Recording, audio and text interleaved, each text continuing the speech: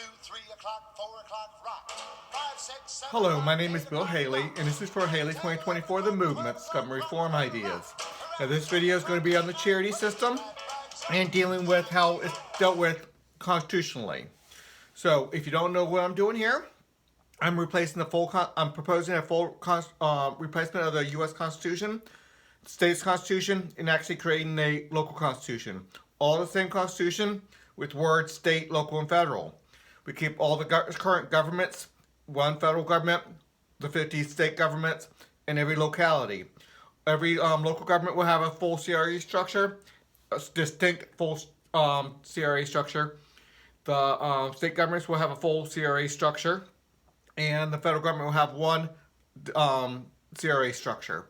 So it's highly important to understand what I'm doing here. If this is your first overview, I ask you to go back and look at some of the other overviews, because this one's going to be a very short overview, but it's going to concentrate on the charity system.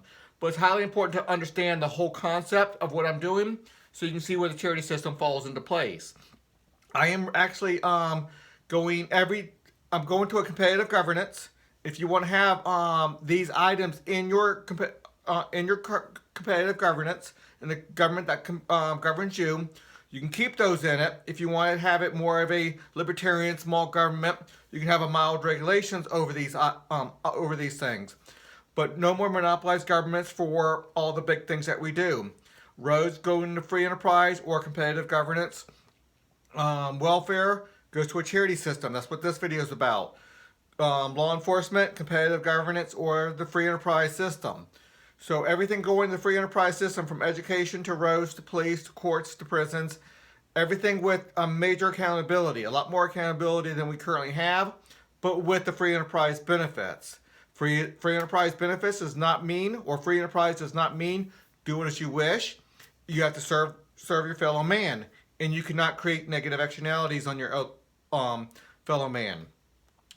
So I'm doing a lot of overview right now. I'm going to skip a lot of this. I have a lot of other videos out there.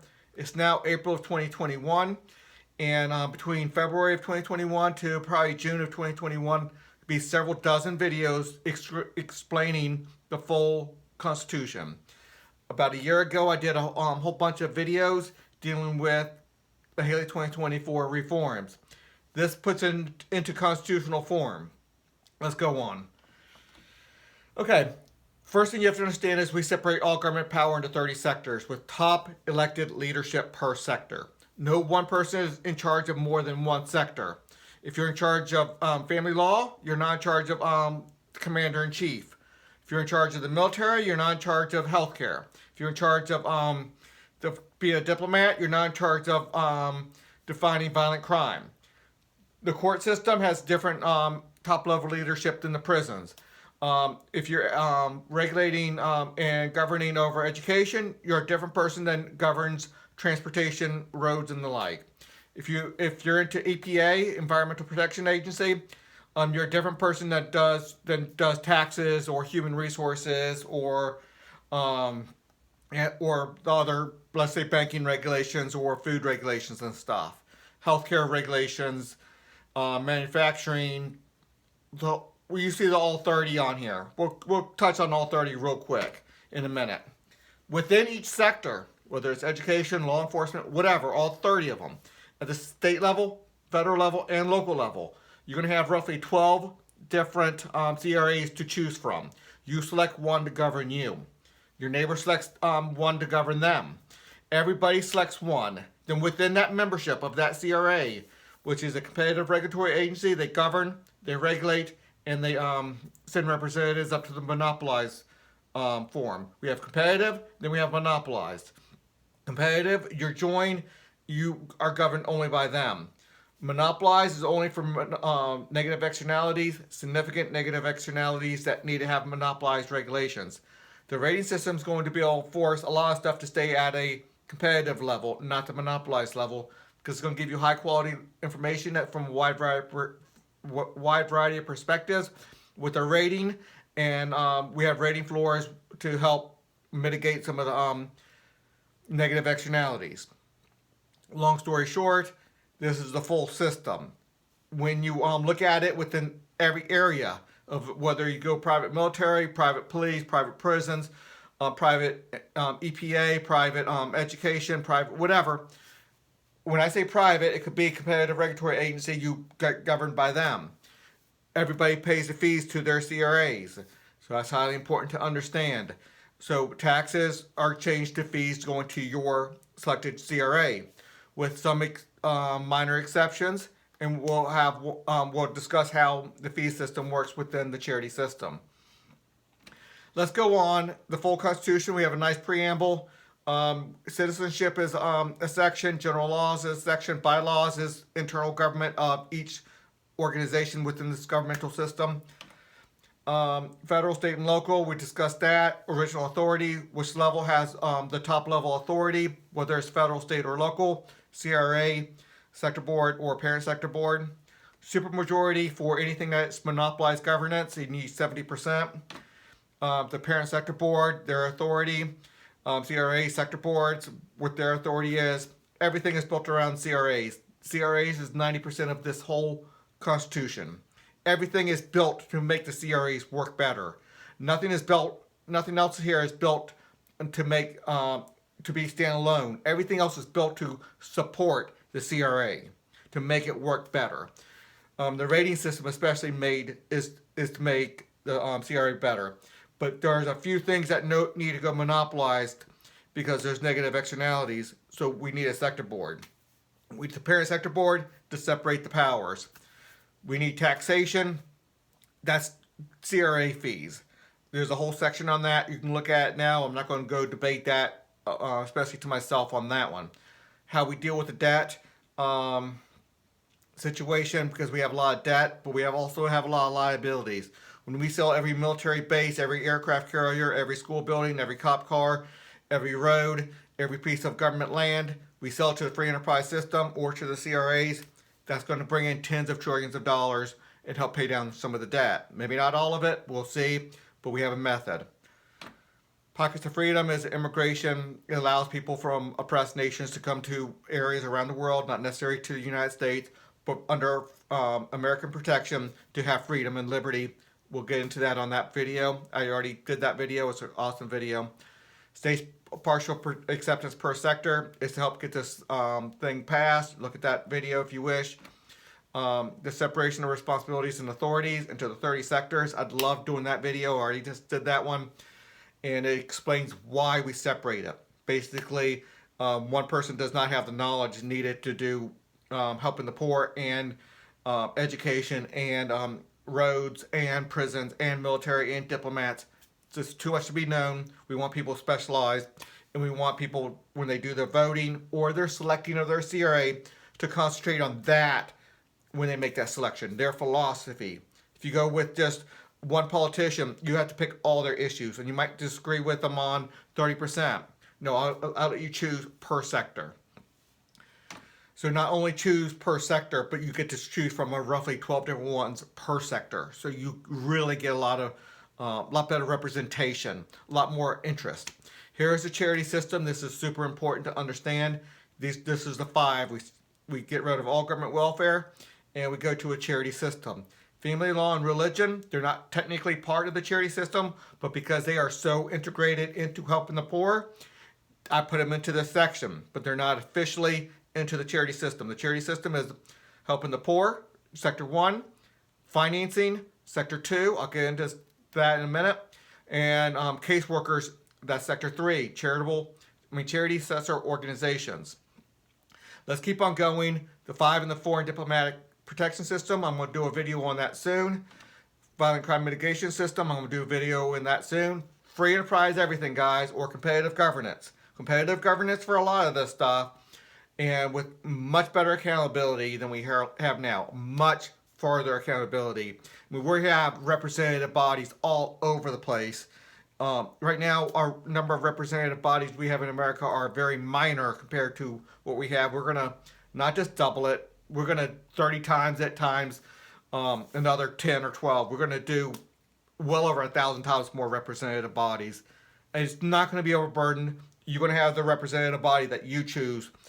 Somebody else will have a representative body they choose. You don't have to deal with their representative body. because you're not a member of it. You deal with your memberships. It's 180 memberships. That's a lot of representation, but you're picking it. You can group them together. It's not that big of a deal to manage, but you have to realize we're already managing that now, just with a lot less representation for our interests, our opinions. Okay, these are super important within the within the charity system, but these are total separate sectors that will be affiliated with the charities, especially these 5 here are just tremendously important. Healthcare, finance, insurance are just integrated so much with helping the poor. These will be super important. Food, education, super important. The other 3, they're important too. You still have to understand how they're going to be important. Maybe you don't understand it now, but every sector is going to be integrated. Environment, work safety and disability, transportation, media and communication, land and water, all of them have their role. You might not think so, but in major ways they will have their role. Competitive regulatory agencies is the base. These are CRAs. They are competitive governing agencies as well. The R stands for regulatory. But we do have competitive governing agencies. I call it that too because they govern as well. But I needed to have one acronym for it. These are full governmental systems with executive, legislative, and judicial powers. They regulate, they govern, and they send representatives. These are at city level, state level, and federal. Now, in case you think it's going to be too cumbersome, they can work together. You want CRAs that will work together well with other CRAs, especially at the city, the state, and the federal level together across a lot of different avenues. But it's important to have that separation as well. We have official separation, but a lot of good cooperation.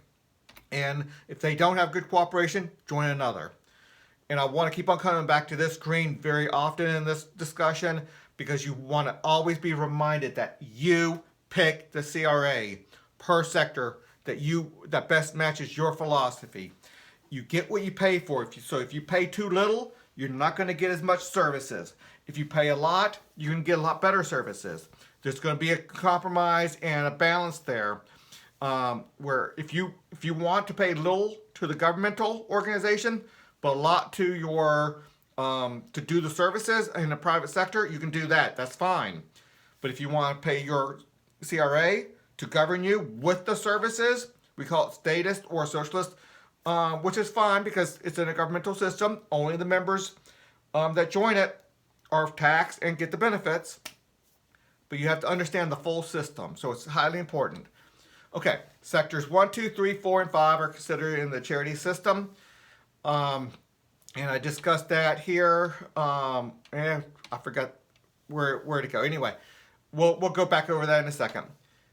I'm not going to read this whole thing. It's important, but this is foreign trade will have a 5% additional tax to help the world poverty. And if you want to read it, you can, but that's a side issue a little bit. But 5% 5% foreign trade tax specifically to help the world's poor.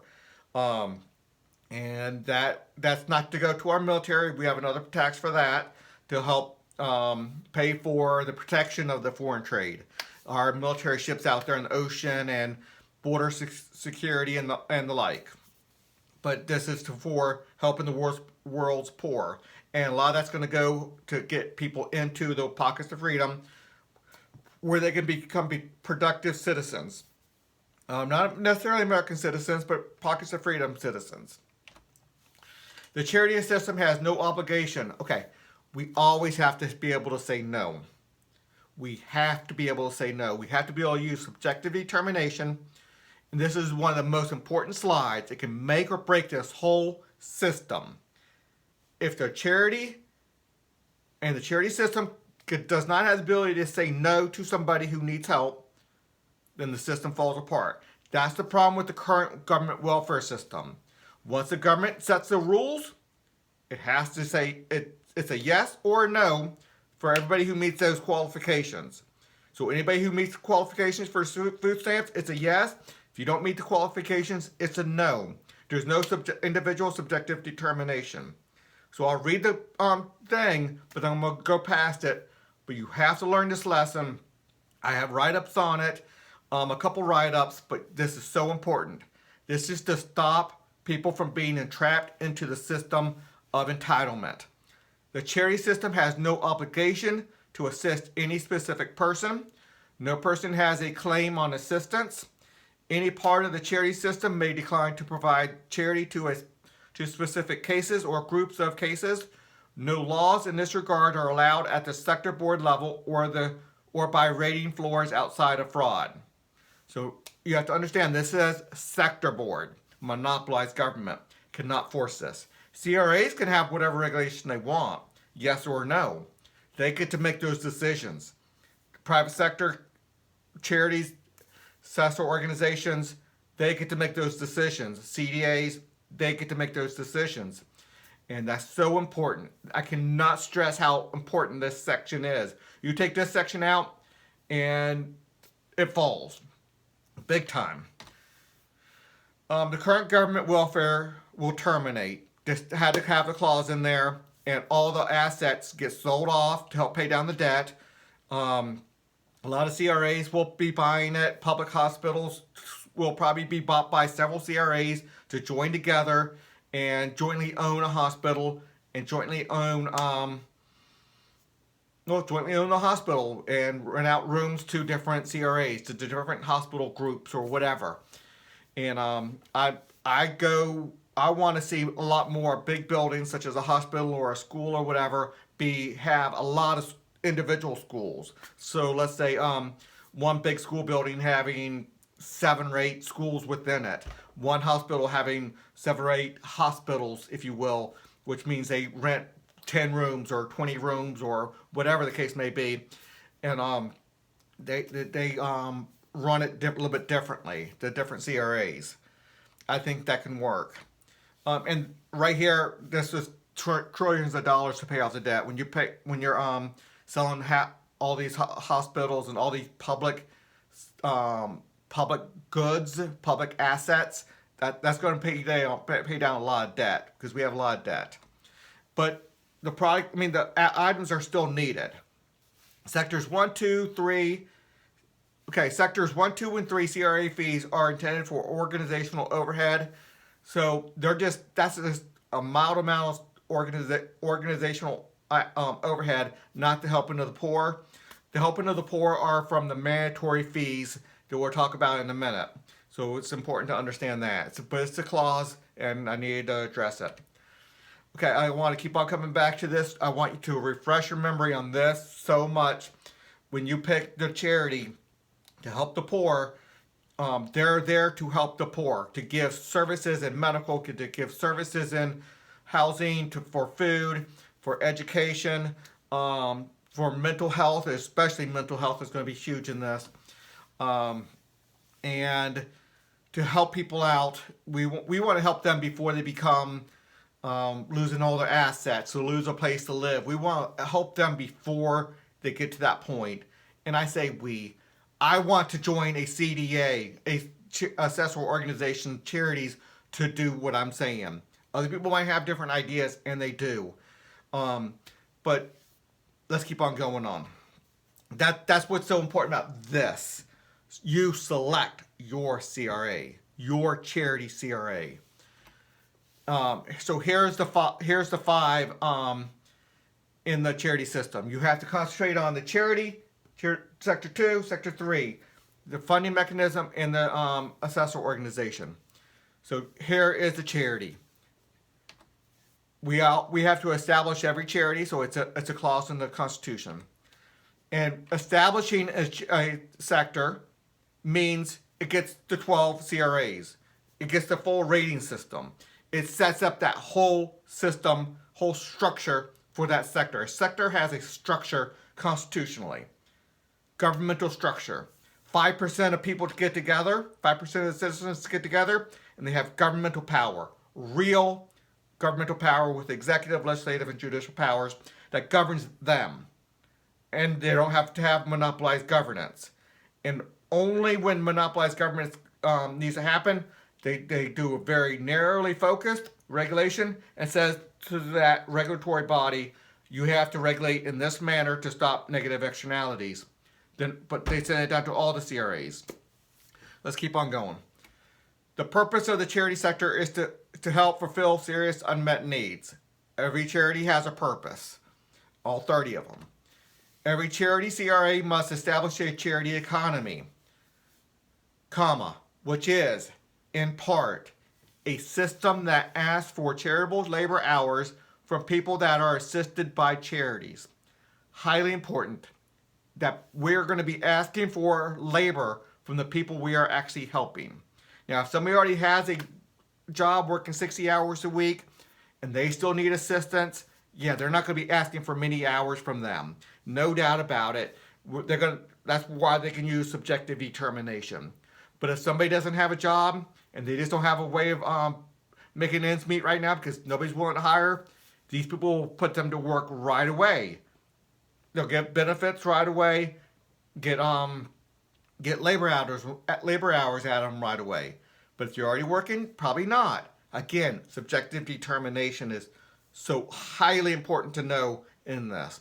But the charity system can ask somebody to work. It's going to be an assessor. That's going to be the assessor organization, the caseworker's job. We'll get to them in a second. But this is highly important that we can work people. They're not necessarily getting paid. You might say, go put an 8-hour shift in on this landscaping crew to start learning some landscaping skills, and that landscaping company is going to cut the grass at a big hospital or whatever, and the hospital is going to do some uncompensated care. Economy is you put services in what you can do, and you get services out in a different type of way. You give them lawn care services, they give you medical care. You give them a day of working at a nursing home, and they give you food. You give them a day doing some accounting for another business or whatever, or some warehouse work, or some advice or counseling to somebody, or letting somebody stay at your house that really needs a place to stay, and you get housing assistance. That's what an economy is. You give services, you get services in return.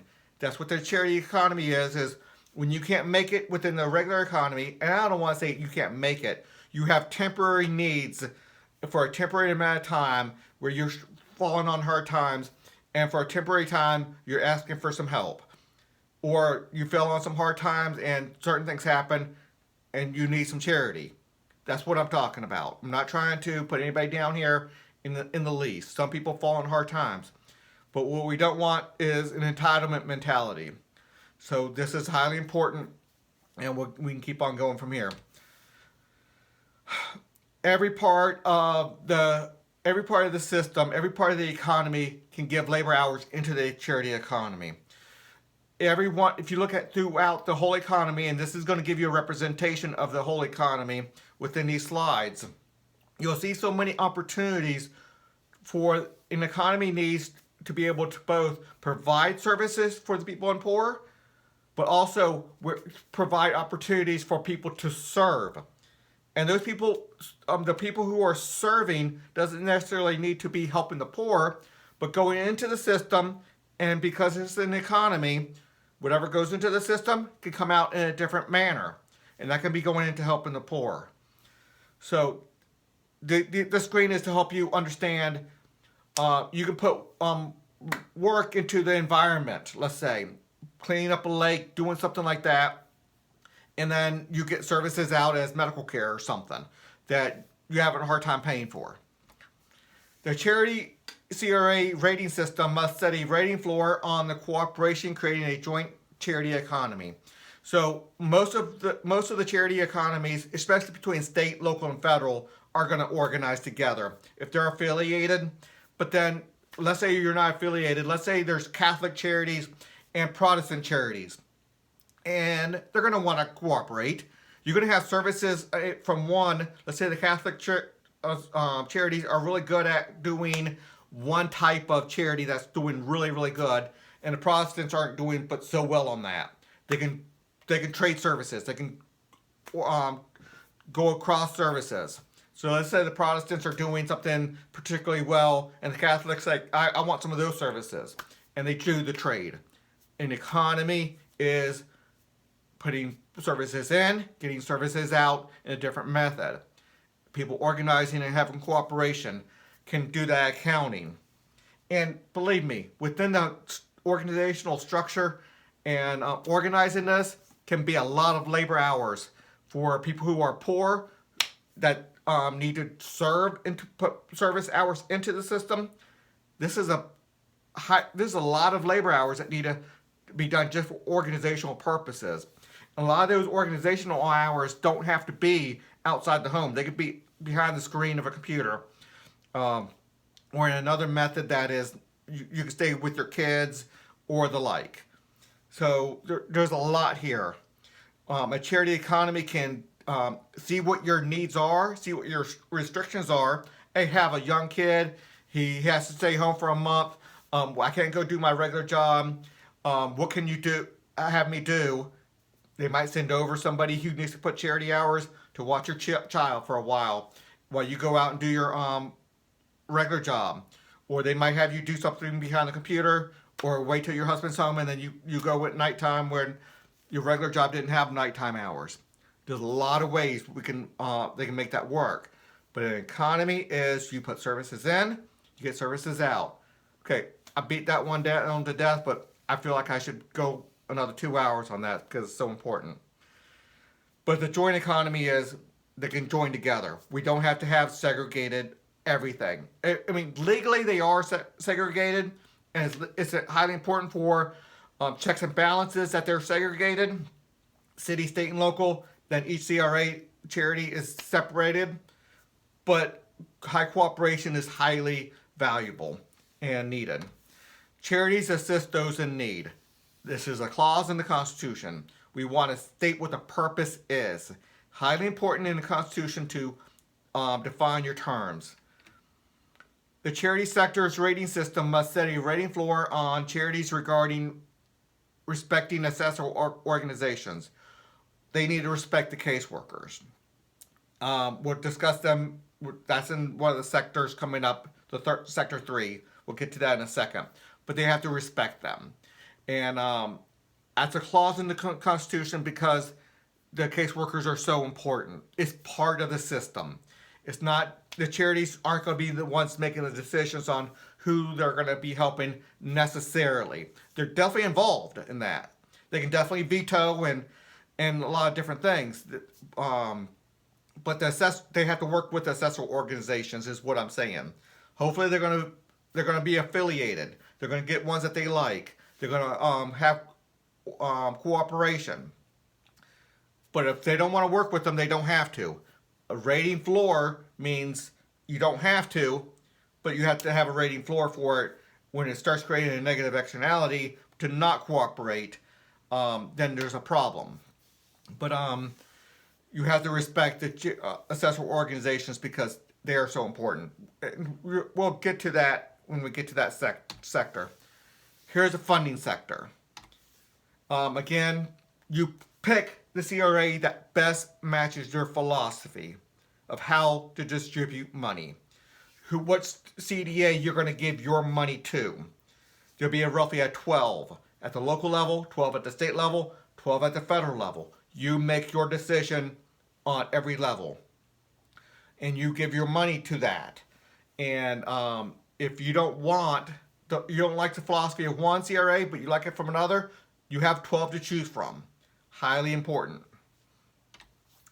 The sector regulating charitable distributions associations is established. Again, we have to establish the sector to create the full structure of all 12 CRAs, the rating system. Then we have to define the purpose of the charitable distribution association sector. We have to define the purpose of every sector is to fund charities. That's the purpose of it. It's not to do charities by themselves. These people are not helping the poor. They're funding charities that will help the poor. We separate out the responsibilities. This funding is a totally different skill set than helping the poor. And that's a totally different skill set than being caseworkers. Those are fully different set of skills. And that's why we have them in different sectors. And that's why we need checks and balances between the three. Okay, here is the funding mechanism. And it's very important. Basically, I'm going to say it out front, then I'll read it. Because if you just read the whole thing, you're going to get it's going to get complicated in your head. I thought about it a lot, and I think I did it pretty well here. But basically, everybody has to give over 5% of their income, including businesses. So businesses are going to be roughly 50% of the charity contributions, and individuals will be roughly 50%. But the total is going to be 5% of GDP. And there's a 1% head tax, which is part of the 5% of GDP. So 5% of GDP, or roughly $1 trillion, that's $9,000 per household, people. It's not inexpensive to help the poor. So we'll get there. But that's highly important to understand here. The CDA sector must achieve raising funds at a minimum of 5% of GDP. Full stop. It's a semicolon, but that's a full stop clause. They have to achieve that. The CDA sector board must adjust compulsory contribution levels to achieve 5% of GDP. So it says it must do it, then it says how to do it. Part of it is, semicolon, a head tax CDA fee must collect 1% of GDP. Full stop, everybody must contribute. Full stop on that. Comma, which is part of the 5%. So I wanted to make sure the Supreme Court was not going to be able to say, and we have somewhat like a Supreme Court, it's a little bit different, but I'll call it the Supreme Court, the final judgment of judicial rulings. And we have something similar within here, but for right now, I'll call it the Supreme Court, because that's what people are used to. I want them to make sure they define this as the overall thing is 5%. Okay. The reasonable value of work hours counting towards mandatory contributions in the charity economies are considered. So if you work in the charity economy, instead of giving money, that is the equivalent of money. They have to put a dollar figure on that. So that is that. That is the funding mechanism for the full charity system. That's for businesses, income, and individual income, but there's a base to it, 1% of GDP. No doubt that's going to be kind of expensive for people. And for the poor, that might be a little bit of a burden to them. Everybody has to help the poor, no doubt. But if you take everything from companies, the tax is built into the price of goods. Then that company, and not the individual citizen, is making decisions on where to send that money. I want the individual citizens to choose where that money's going. If you make the companies pay, make them do it all, then they get to make that decision of where that charity's going, not you. So you're paying for it regardless whether it's in the transaction cost and paid for by the company, but it's within the it's sent to the CDA by the company if you give it all to the company, but still paid in the transaction cost of buying and selling goods, or whether you do it individually. I want you to do it individually so we do not get that Laffer curve effect of the disincentive of a tax going into the transaction cost. Anyway, long story on that clause. The compulsory part of the membership fees of the CDA must be a consistent percentage of every citizen's and business's income without deductions, exemptions, or credits greater than the head tax. So on the last clause, it talked about how it achieves 5%, and it has to be and 1% has to be from the head tax, which is 20% of the whole thing, because it's 1% of 5, 1% of GDP. Okay, then it discusses how it has to be done. It's on income and business income, and making sure we don't do deductions, exemptions, or credits. We do exempt the amount from the head tax. So if you pay, let's say you have an income of $50,000 and the head tax is, I forget exactly what it was, but let's say it's the equivalent of $30,000 or $20,000 the first, then you can deduct that. But that head tax is a floor. But I don't want any other exemptions whatsoever. Now, the head tax is really not an exemption because you are paying that, but that's just the bottom floor. And there's good tax reasons why we do that. And that's not what this video is about, but it's highly important that everybody does it. We don't want just the rich people to decide where the money's going. We want everybody to decide where that money is. Everybody has to pull the cart. Even if you're in the cart, you have to jump out and start pulling it as well. And it's to the greatest degree possible. And we'll get to that in a minute. These CDA minimum compulsory contributions are distributed to the federal CDA at a 20% rate, the state CDA at a 40% rate, and the local CDA at a 40% rate. So these are the minimums. And a CDA can do more. You can say, everybody else is 5%, we're doing 6 or 7. You can do that. You can join and pay more if you wish.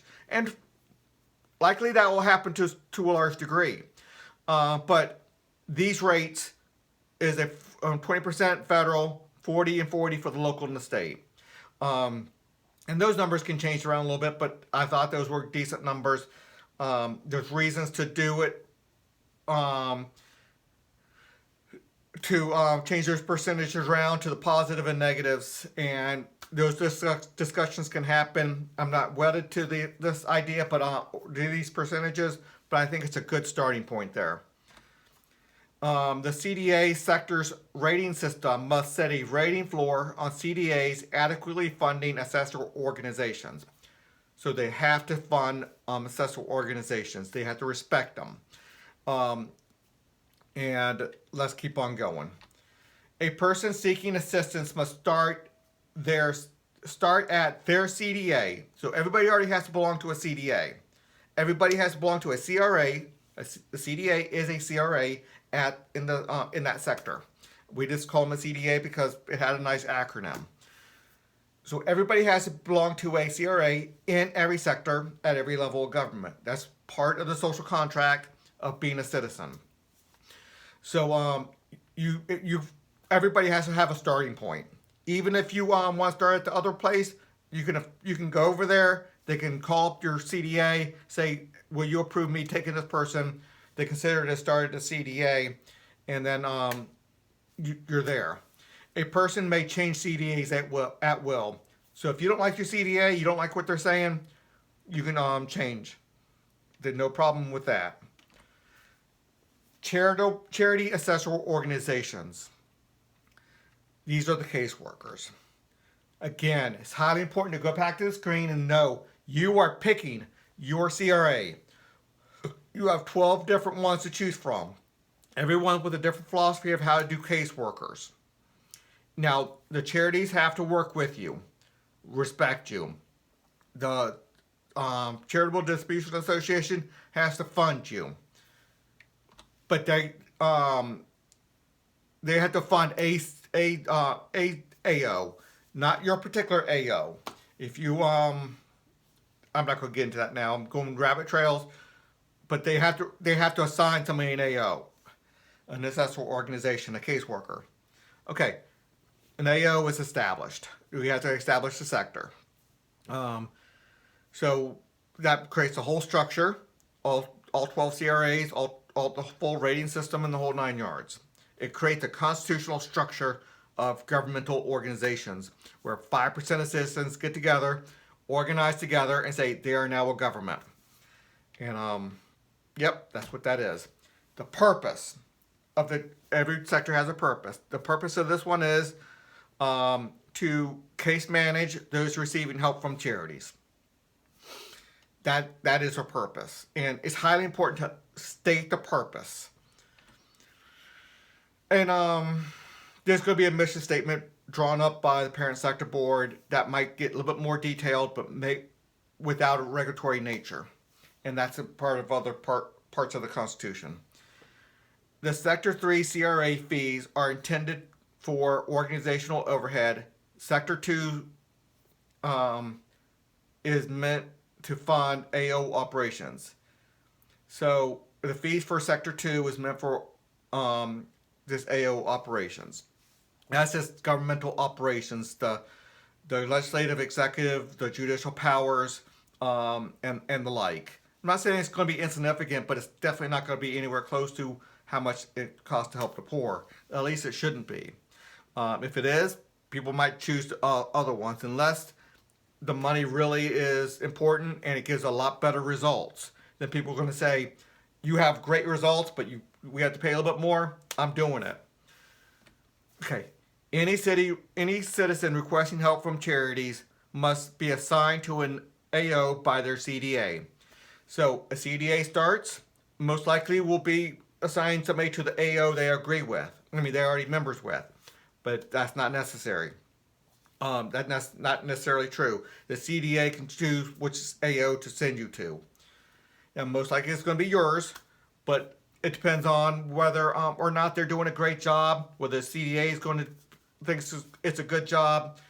There's going to be a lot of discussion about that. But constitutionally, I think it's good for checks and balances.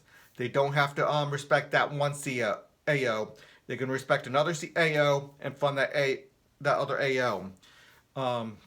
Again, this is all about two-sided agreements, on most of it at least. You have to have two-sided agreements on almost everything. And when you force somebody to do business with you, it's not the best of ideas. There's rating floors on that. Corruption and all this other stuff can be taken care of. An AO determines and coordinates the assistance needed from charities for the people the AO manages. This right here is so important. This is like more important than the rest of it together. The funding is important, and knowing the structure of how that funding comes into the system and the funding going out to the charities and a little bit going to the AOs. All that's super important. But this is the wisdom. This is the most important wisdom, the individual subjective determination needed to understand how to coordinate for that one particular family the needs of that family, what charities are providing, what services, what that family needs. That is so important. An AO may use individual subjective determination, and needed to put that in the Constitution. Individual, per family, per person you're helping, subjective determination, making a decision using that AO's brain, wisdom, experience, making that determination to set work requirements, education requirements, sometimes even lifestyle requirements on the people they are helping. That's so important, and that could be highly controversial. And if you don't want an AO setting lifestyle requirements, don't fund an AO or a CDA or charities that use one that does that. I particularly want one that does a little bit of that, not too much, but only when that lifestyle is making them be a dependent. Drug use, laziness, things that you need to get out of their life. We don't want anybody to come up and say, help me, I'm demanding help, and I'm not going to do a darn thing. They can make work requirements of them doing education, requirements of them doing lifestyle. Do a shift down at the local nursing home. Go work on this landscaping team for a while. Go do this other stuff. Start getting trained. Start watching these education videos. Do a apprenticeship program. Have somebody over top of you supervising you and doing some of this stuff. Getting somebody where they need to be. This is the wisdom, the experience. This is like everything. This clause, in this clause is the wisdom, the experience the individual subjective determination. This is what makes the whole system works. The rest of it is the structure and money and people's memberships and what might be all happen.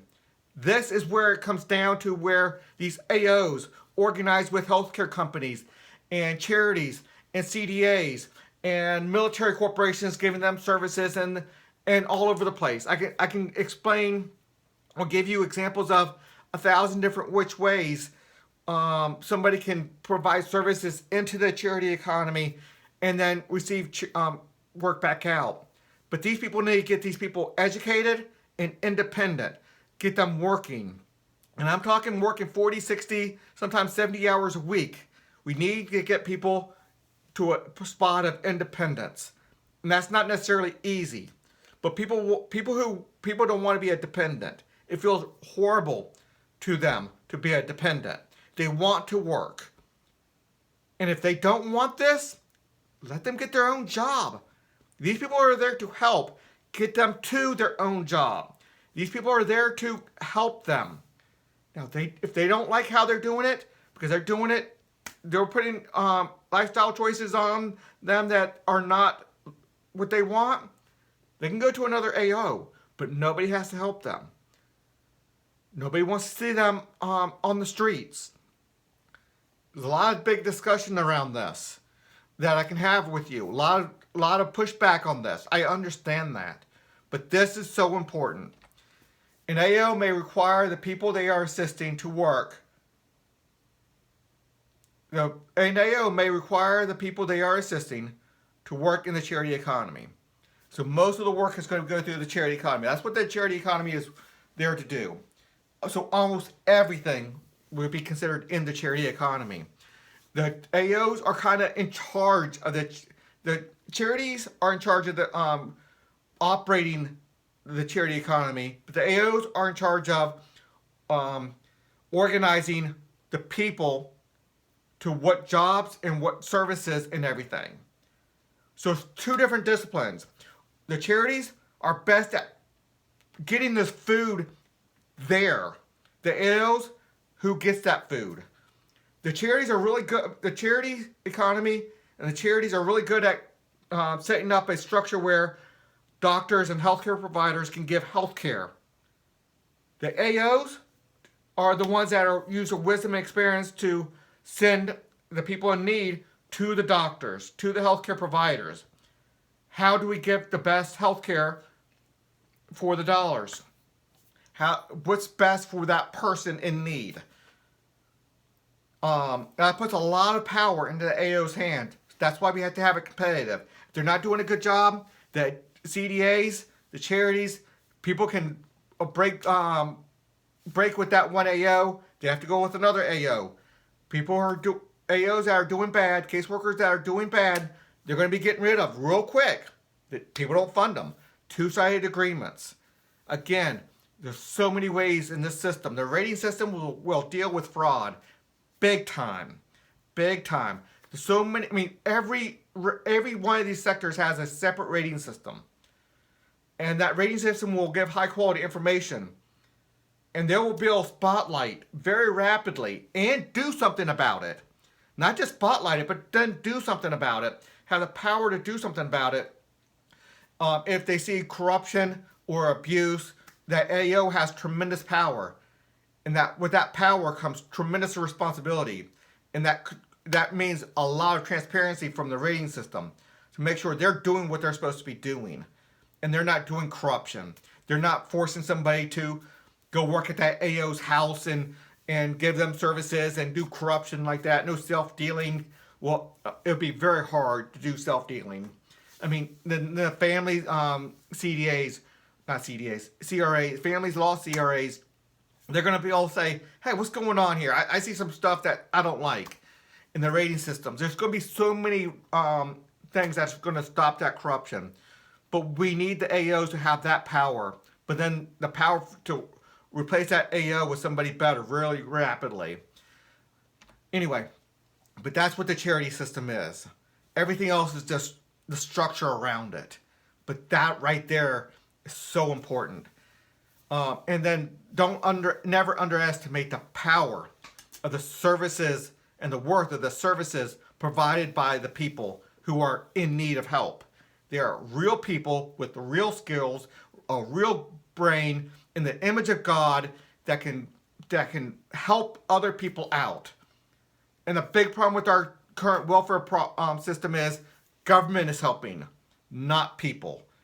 The people should be helping other people. And that's not done in our current welfare system. It's almost by design to fail in our current welfare system. The funds earned by the work required by AOs go to the associated CDA. That's a checks and balance thing. It's going to come back down once there's visibility. This is a visibility thing, but it has to come back. So if you send somebody who if you send somebody who is being assisted to work at a day at the landscaping firm to mow the grass of the local healthcare provider or whatever, or the hospitals and the like, then that money being paid to them needs to go back to the AO, unless they're using that money in compensation for healthcare provision and give for uncompensated care, and it's all accounted for. It all has to be accounted for. CDAs are the group they have a group inside there that accounts for, and the rating system does this too. It analyzes everything. They get to see everything. Anything an AO does, anything a CDA does, anything a charity does can be analyzed. There might be a lot of privacy rules around it that you can't disclose it, but they get to go in there deep into the books and see everything that's happening. Go talk to anybody they want to and get honest answers, because they need to root out corruption. But this is part of the checks and balances. It's a clause that I thought was needed to help do some checks and balances. Not that the CDA is always going to keep on pushing that money back down to where it's needed to give the services. That's part of it goes right back into the charity economy is what I'm trying to say, because the CDAs fund that charity economy. They fund those charities. The charity assessor organization's sector's rating system must set a rating floor on AOs regarding many areas on fraud. So this is not really needed because, well, it's needed, but I have it in the rating system. So there will be rating systems on fraud, which means they get to analyze everything. They get to talk to anybody. People have to answer to them truthfully. They have the power. If somebody wants to take CDA money, then the rating system gets to come in and have a conversation, demanding answers and seeing books and getting truthful answers. I mean, like you're under oath. You have to answer the questions. You took CDA money. We need to make sure there's good visibility here. So the rating system people have strong powers to root out fraud. I mean, the CDAs can require that too. On the CRA sides, they can do that too. But the rating system is a whole nother representative body. You put your power in there as a member of a rating system, a rating agency. All the rating agencies make the rating system. Okay, family law. I'm not going to go through all the family law clauses here, but the family law is so important because that is one of the first realms of helping the poor. You go to their family first. How can you do that? How can we organize within our family to help out first? And it's highly important to understand. You're going back. You're picking your 12 from your family. It might not be best to go with the lowest cost family law one, because you want to be able to have that built-in insurance. Family law CRAs can have built-in insurance. Let's say two people who are middle-aged, 50, 60 years old, both have parents in the 80s or whatever, and they say, hey, if I pass away, you take care of my parents until they die. If you pass away, I take care of your parents when you die. And you have that insurance across a group of 1,000 people within the locality of your CRA that are all, let's say, all Catholic or all Protestants or all Jewish or whoever, because you have family law and you want to group that kind of by your religion or at least within your philosophy of how you want family law to be. And then you help out the parents of the people who lost their children at 60 years old, but they're 80 years old and they're in need of just family. I mean, even regardless of whether they're in need of money, they're in need of family. So if I pass away and my parents are on their own, and I want my neighbor who's part of the same CRA to kind of help with that. And on the same part, I kind of ensure my neighbor's parents have family, not necessarily money, but family. If my neighbor passes away and leaves them without family. Anyway, that's just what family can do. That's just part of family laws, elder care, and the like. Religion, nobody ever regulates religion. Religion is here to fight for religious liberty from a sector board level, which is or a sector level, which is highly important because it's so important. But nobody ever regulates religion. It's there to incorporate wherever people want to invite them in. They can never be pushed. They can never push themselves into any CRA, but any CRA or any organization can bring them in. They might want mildly or significantly. Every sector is different, but we never regulate religion. So we go back to this screen because we always go back to this screen. The rating system for the charities are going to say what charities are doing the best. And from a wide variety of spots. Right now, some of the charity rating agencies out there sometimes go mildly into what they're supposed to go into, and not the best. Sometimes they're not that bad, but sometimes they're not the best. In getting down deep into, are they doing the most good with the amount of money? Are they really getting people out of poverty? Are they getting them up to independence? Not are they just assisting somebody so they have enough food and shelter, but are they getting them to the point where they can be independent or the greatest level of independence they want? And I know I had something in here and you don't see it. Okay, I don't have it here. In my taxing sector, and I should put it into the slide, the AO sector is somebody is long-term disabled to the degree of, let's say, Alzheimer, autism, significantly Down syndrome, significantly not able to pull their weight in society. Then the sexual organization with the 70% vote, which they're going to be able to get a 70% vote for somebody with Alzheimer or Down syndrome, they're going to be able to take their fees away. All the CRA fees away. Their CDA fees, they're from all the different sectors. Either partially or fully take those fees away. Because they're a dependent part in our society. And we have to be able to take care of them. And we don't want the charity system to have to pay for all their fees throughout. So we can, now the clause also says it has to spread that burden of not collecting a fee. They're still getting the services of law enforcement. They need law enforcement. They're still getting banking and law, and they're still getting education. They're still getting a lot of this stuff, but without the fees, because they're part of our society. We need to help them out, and that's what the charity system does. But the AO system with a 70% vote, not just a simply 50%. We need this a high burden, but 70%, and they're going to get the people who really need to be without those fees. Anyway, I'm going to finish this video off. We're going a full hour here. And what else do I want to say? It's highly important that we understand what's going on here and understand the full charity system and why it's so much better than the current system. Anyway, please consider a donation to my website. To my Haley2024 The Movement. And until the next video.